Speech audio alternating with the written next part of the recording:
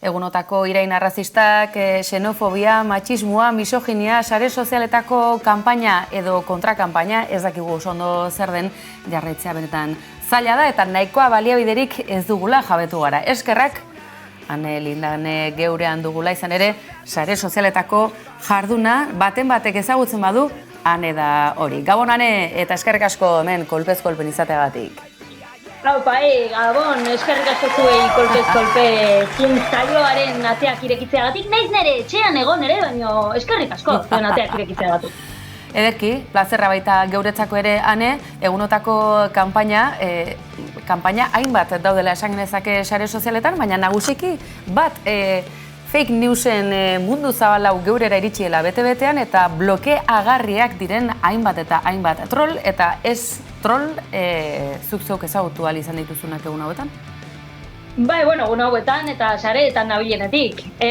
Ni zorionez edo zoritxarrez sareetan berandu hasi nintzen, 2017an hasi nintzen, baina, ostia, geroztik zenbat troll agertzen zaizkidan hortik. Nolabait ez dakit nola egiten dudan, baina iman boduko bat daukat ni pertsona hauen kontra. Pertsona hauekin, hobe esan da. Eta bai, fake newsak, orain modan jarri dira berriro ere zeruetan dabiltzan chemtrail delako horiek, pandemia garaian, se conoce, koronavirusa botatzen zigutela gainera, orain koronavirusa bota beharrean lehorteak sortzen dituzte. Baina koronavirusa ez zen existitzen. Eta lehortea ez dakit non dagoen, baina hemen behintzat Euskal Herrian ez, eta Almerian momentu hauetan ez da ere. Baina, dana da kakana aste bat, eta kojonantzia da saretan zer nolako seriotasunez hitz egiten duten halako txorrarei buruz. Aipatu dituzu gainera, despropositoa izan daitezken, mezu ugari ditugu lagunotan sare sozialetako pantalla askotan igerian, baina batzuk dardoak argiak dira gainera, gaur bertan horren berri izaten segitzen dugu.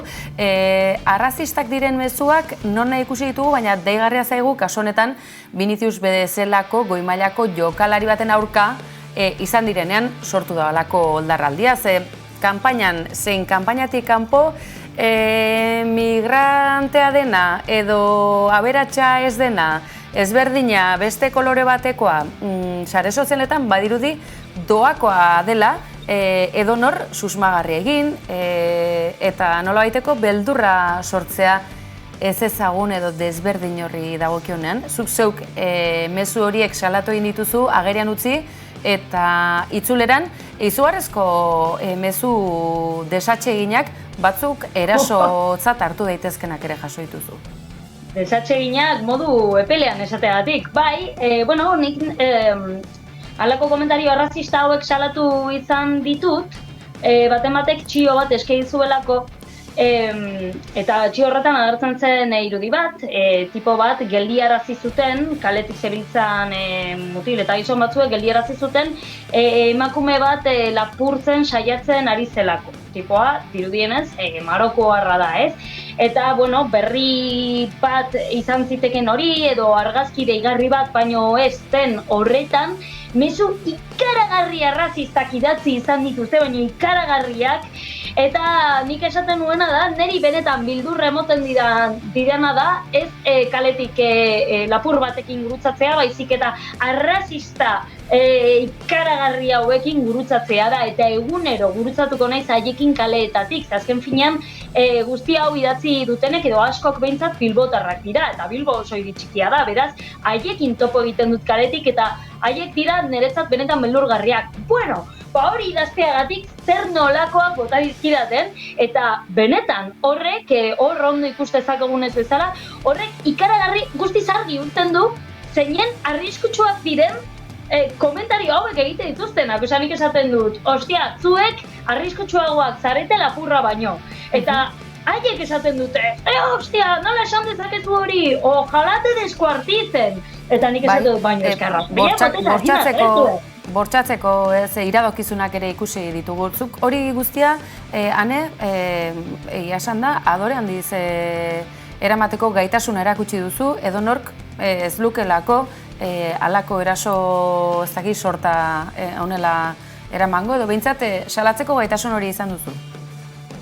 Bai, bueno, azken finean gauzak ondo erlatibizatu behar dira. Ni guztiz argi daukat, pertsona hauekin egunero kaletik gurutzatzen naizela. Baina ez dira ezer egitera ausartzen, koldarrutxak direlako.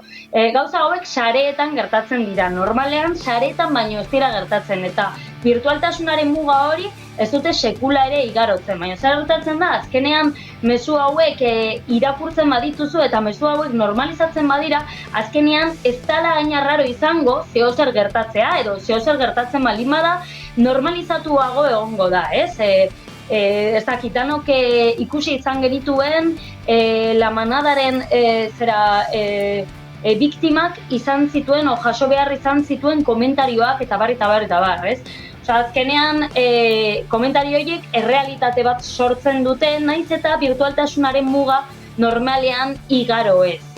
Baina, bai, kuriosamente, nik salatu nituen komentario hauek denboran kointziditu dute Vinicius delako nik enuen ezagutzen jokalari hori, jokalari horri esan dizkiotenekin. Eta hau oso bitxia iruditu zait, ze badirudi, kaletik lapurtzen dabilen mangi bati esan aldizkiozula kriston astakeria arrazistak, baina gizon aberats bati, ikaragarri aberats bati, ezin zaizkio gauza horiek esan. Eta ezin zaio, ez da lapur mangi horri esan, ez da jokalari ikaragarri aberats horri ere. Ze kuriosoa da nola, komentario arrazista, Viniciusen kontrako komentario arrazista hauek salatzen dituzten hoietariko askok, aldi berean, tipo honen kontra eta nire kontra inkluso, kriston astakeriak bota dituzten. Nik uste dut hor oso sesgo argia dagoela.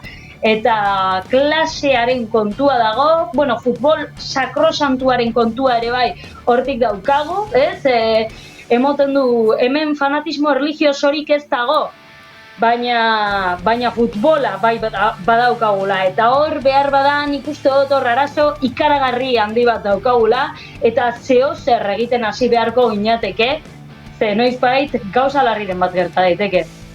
Erlijio ultrakatoliko hispanikoa aipatu genezake bestela. Vinicius aipatu duzu, deigarria izan zen, Real Madrileko Osasunaren aurka jokatu zuen gau hartan, Osasunako jokalari provokatzera joan zitzaielako. Akaso Viniciusek usteko zuken bere maila aberatsorrek halako irainetatik salbatuko zuenik eta badirudi azkenik ez dela hala izan. Gaur gainera polemika dexentekoa izuzen ere Florentinok, Real Madrileko buruak. Real Madrid baina asko zera haratago dijoazen enpresa askoren buruak esan baitu halakorik ez dutela onartuko, bai ordea Aitor Zabaletari indako irainak urtetan zendu eta erail izan ostean eta bar. Edo nola ere, sare sozialek askorako emango digute, baita zentzu horretan ere, baina ane, zu provokatzaile jaioa ere bazara, hauteskunde kanpaina honetan zer esan eman zuena zure txiba izan zen. Izan ere, zalaparta izugarrizkoa izan da, oraindik ere segitzen du bere horretan, guztia da eta kanpaina da eta EH Bildu da eta hainbeste etaren ondoren hautagaitzetatik zenbaitek nolabaiteko muzin egite hori ere etorri zen, eta zuk ere horrekin nolabaiteko kritika azitu xamarra egin zenuen. Hori ere kudeatu behar izan duzu, ezta? Bai, ni kontatu nuen niri gertatutako pasadizo bat. Mutil batekin enroiatu nintzen, etxera etorri ginen, orduan horrela, begira. Eta batean biratu nuen, tipoak zakila hor zeukan, eta zanon, ostia! Zu, ez zara EH Bildukoa izango, eta besteak esan zuen zergatik diozu. Zu geonegatik diozu, eta nik esan nuen, ez, prakak ikaragarri azkar jeitze dituzulako baizik. Eta pasadiz hori kontatu nuen, eta zergatik mundu guztia nigaz aserratu gintzen. Nik azkenean egin izan nuen gauza bakarra izan zen, aspaldidanik asmatu nuen txiste bat kontatu, egoera berri honi moldatuz, baina nik txiste bat asmatu nuen, igual direla 10 urte baino gehiago, baina egoera berri honi moldatu nuen txistea, eta askok esaten zuten gauza bera esan nuen, ez zairala ondo iruditzen pertsona hauek haien aktak hartzera muzin egin mintzatea, ez? Eta ez zaidala ondo iruditzen zaidalako, azken finean burua makurtzea dela nola bai. Beste modu divertigarri batek kontatu nuen. joder, hori zitzaizkidanak. Eta, karo, kontratu nintzen, bi gauza gertatzen dira hemen, eta horrexegatik erortzen zaizkit, neri erortzen zaizkidanak. Batetik, umorea erabiltzen dut, eta nire aitak oso gauza interesgarri bat kontatzen du, ez? Es usted un idiota, eso que me lo dice, ¿en serio o en broma? Se lo digo en serio. Ah, bueno, porque las bromitas no las aguanto. Ez, hori gertatzen da, ez? Gauzak brometan eta txantxetan eta umorea egiteko intentzioarekin egiten ditutzunean, badirudi, ikaragarri sumintzen dutela. Ez dakiz zergatik, baina, zelako rabia emoten duten. Eta gero, bestaletik gertatzen da, baita ere, eta hau oso garrantzitsua da, oso elementu garrantzitsua da, emakume bat naizela. Eta emakumeak ezin garela espresatu, eta batez ere, kode zehatz batzuetan ezin garela espresatu, eta kode zehatz horietan espresatzen garenean jasotzen dugun egurra ikaragarria da. Eta hau, lagun batzuei esan nien, Twitterren ere bai, haiek nik esaten nuen esaten zuten, beste hitz batzuekin, baina azken finean mezua bardin-bardina zen, eta haiei zitzaien erortzen ez da erdia ere.